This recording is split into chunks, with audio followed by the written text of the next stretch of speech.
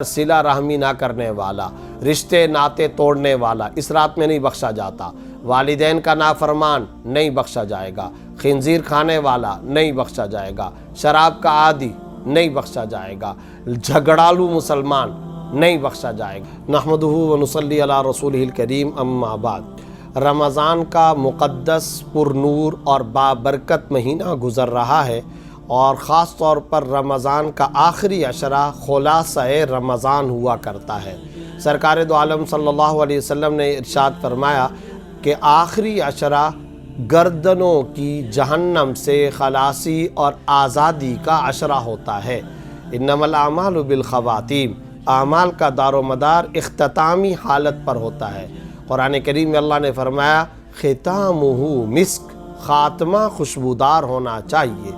تو خاص طور پر رمضان کا آخری عشرہ یہ اس بات کے لیے ہم سب کو بطور خاص متوجہ کر رہا ہے کہ ہم یہ دیکھیں یہ رمضان اس حالت میں ہم سے رخصت اور الوداع ہو کہ اللہ ہم سب کی بخشش کا فیصلہ اور اعلان کر چکا ہو۔ اس سلسلے میں رمضان کے اسی آخری عشرے کو ایک غیر معمولی فضیلت اور اہمیت یوں بھی حاصل ہے کہ شب قدر دراصل اسی آخری عشرے کے اندر ہے، اور اسی آخری عشرے کی جو طاق راتیں ہیں انہی میں سے کوئی ایک شب قدر ہو سکتی ہے۔ یہ وہ شب قدر، یہ وہ اہم ترین فضیلت اور عظمت والی مقدس و بابرکت رات ہے جس کے بارے میں خود اللہ رب العزت نے فضیلت کے طور پر پوری ایک سورت قرآنی کو نازل فرمایا، اور سورۃ القدر آیت نمبر 3 میں اللہ رب العزت نے فرمایا لیلۃ القدر خیر من الف شہر، شب قدر 1000 مہینوں سے زیادہ افضل ہے۔ اب اگر ان 1000 مہینوں کا پورا کیلکولیشن کیا جائے تو 83 سال سے زیادہ کا ٹائم بنتا ہے، گویا کہ 83 سال کی عبادت سے بھی زیادہ اس ایک رات کے اندر عبادت کرنے کا اجر و ثواب ہے۔ لیکن ایک بات بڑی اہم ہے اور وہ ہم سب کو قابل غور علمی نقطے کے طور پر لینی چاہیے اور سمجھنی چاہیے۔ ایک ہے اجر و ثواب کا حاصل کرنا، دوسری طرف ایک اور اہم معاملہ ہے، وہ یہ کہ ہم سے کوئی اس طرح کی خطا، ہم سے کوئی ایسا جرم، کوئی ایسا سنگین گناہ سرزد نہ ہو رہا ہو کہ اس رات میں جن کروڑوں انسانوں کی بخشش ہوتی ہے ہم اس فہرست اور لسٹ کے اندر شامل نہ ہوں۔ اس سے زیادہ بدبختی، اس سے زیادہ نحوست کی بات اور کوئی نہیں ہو سکتی۔ چنانچہ مختلف احادیث ہیں، بعض احادیث سے پتہ چلتا ہے کہ اس رات میں سب کی بخشش، مگر صلہ رحمی نہ کرنے والا، رشتے ناطے توڑنے والا اس رات میں نہیں بخشا جاتا، والدین کا نافرمان نہیں بخشا جائے گا، خنزیر کھانے والا نہیں بخشا جائے گا، شراب کا عادی نہیں بخشا جائے گا، جھگڑالو مسلمان نہیں بخشا جائے گا۔ یہ خلاصہ ہے مختلف احادیث کا۔ اب جو سب سے پہلا کرنے کا کام ہے وہ یہ عبادت، نیکی، ثواب، تلاوت، ذکر، اذکار، یہ بات کے کام ہے۔ پہلا کرنے کا کام یہ کہ ہم غور کریں، اپنی ذات کا محاسبہ کریں، اپنا تجزیہ کریں اور منصفانہ اور بے لاگ محاسبہ کریں کہ کہیں میں اس فہرست میں تو شامل نہیں ہوں جن کی اس رات کے اندر بھی بخشش نہیں ہونے والی ہے۔ اگر میں والدین کا نافرمان ہوں، مجھے توبہ کرنا چاہیے، استغفار کا اہتمام کرنا چاہیے اور والدین سے معافی تلافی کروانی چاہیے۔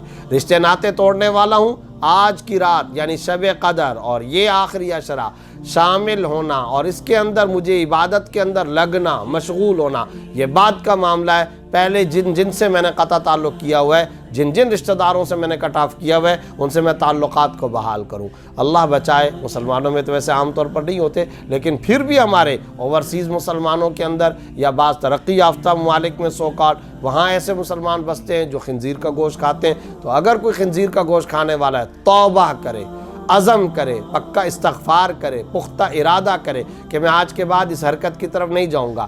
اسی طرح اگر کوئی شرابی ہے، شراب کا عادی ہے، تو اسے اپنے اس فعل سے توبہ کرنی چاہیے۔ خلاصہ یہ ہے کہ ہمیں حقوق العباد پورے ادا کرنے چاہیے، اپنے آپ کو اس لسٹ سے خارج کروانا، یہ ہے اصل کرنے کا کام۔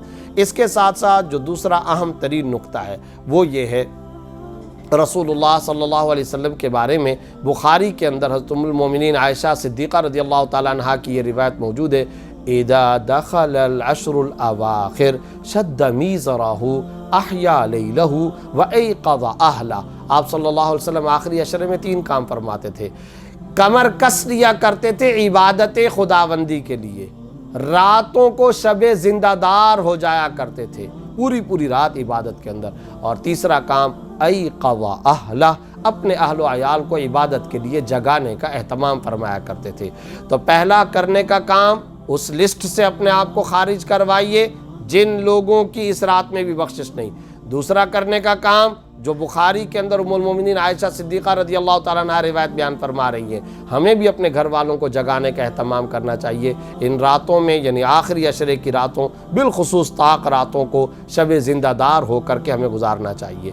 اور سب سے آخری نقطہ جو میں عرض کرنا ضروری سمجھتا ہوں وہ یہ واقعہ سب نے سن رکھا، ہر خطیب جمعہ، ہر عالم دین یہ واقعہ بیان کرتا ہے کہ آپ صلی اللہ علیہ وسلم پر اس شب قدر کی تعیین تھی، بیان فرمانے کے لیے باہر تشریف لائے، امت و صحابہ کرام کے مجمع سے خطاب فرمانے والے تھے اور متعین اور مقرر کر کے بتانے والے تھے کہ فلاں طاق رات شب قدر ہے، مگر صحیح روایات کے اندر، مستند اور اوتھینٹک روایات میں یہ بات آتی ہے کہ 2 مسلمانوں کو لڑتے ہوئے دیکھا، اس کی وجہ سے شب قدر کی تعیین اٹھا لی گئی۔ اب جو اہم ترین نقطہ ہے، اتنی بڑی نعمت کے تعین اور تقرر سے اگر سارے کے سارے مسلمان محروم ہوئے تو وجہ اس کے پیچھے کیا؟ 2 مسلمانوں کا اختلاف۔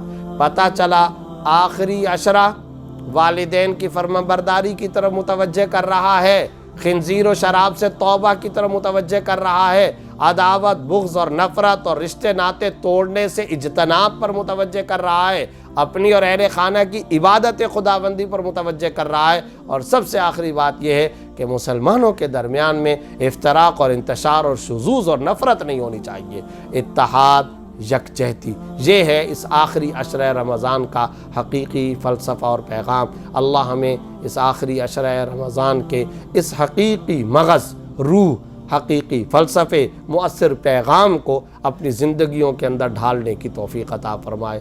وآخر دعوانا ان الحمدللہ رب العالمین۔ علماء اکرام کے نیو بیانات سننے کے لیے آپ ہمارے فیس بک پیج کو لائک کریں اور ہمارے یوٹیوب چینل کو سبسکرائب کر کے بیل آئیکن پر کلک کیجیے۔ اپنی نیک دعاؤں اور تمناؤں میں ادارہ سعد نشریات کو یاد رکھیں۔ شکریہ۔ علماء حق کی آواز، سعد نشریات۔